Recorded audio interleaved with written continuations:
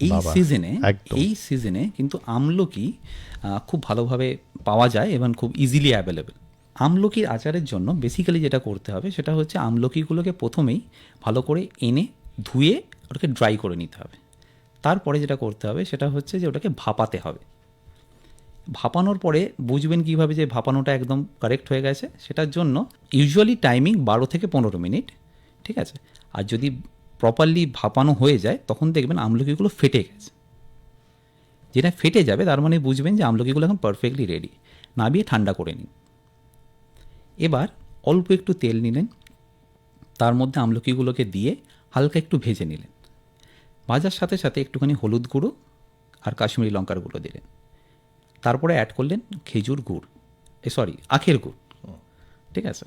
আর একটা বেসিক মশলা যেটা ভাজা মশলা আমরা বলে থাকি, সেটা হচ্ছে একটু শুকনো লঙ্কা, একটু দারচিনি, এলাচ, লবঙ্গ, গোটা গোলমরিচ।